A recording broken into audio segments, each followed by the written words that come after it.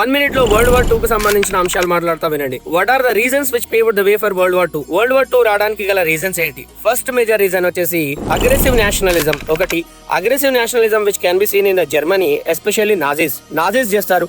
And ఇటలీలో వచ్చేసి ఫాసిస్టులు చేస్తారు. అంతేకాకుండా డిక్టేటర్షిప్ అనేది బాగా పెరిగిపోతుంది జర్మనీలో. జ్యూస్ కమ్యూనిటీస్ ని నాజీలైనటువంటి వారు నానా రకాలుగా చిత్రహింసలు పెడతారు. దాని తర్వాత వచ్చేసి failure of League of Nations. 1920లో స్టార్ట్ అవుతుంది. అయినా కూడా దాంట్లో ఫస్ట్ స్టార్టింగ్ స్టేజ్ లో జర్మనీ గానీ, ఇటలీ గానీ, జపాన్ గానీ జాయిన్ అవ్వవు. తర్వాతకి జాయిన్ అయినా మళ్ళీ విత్డ్రా చేసుకుంటాయి.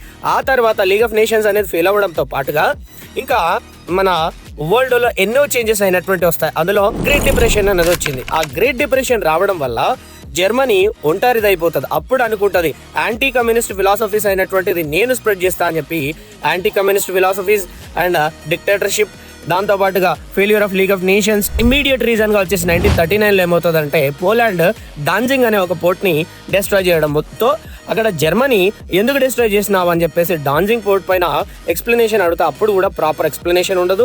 అప్పుడు Germany announced war on Poland పైన 1939లో వార్ అనౌన్స్ చేస్తే సెకండ్ వరల్డ్ వార్ అనేది స్టార్ట్ అవుతుంది. 1939లో సెకండ్ వరల్డ్ వార్ స్టార్ట్ అయితే 1941లో పర్ల్ హార్బర్ అనే ఒక పోర్ట్ పైన జపాన్ అటాక్ చేస్తుంది. పర్ల్ హార్బర్ పోర్ట్ ఏమో the combine project of the USA and Britain.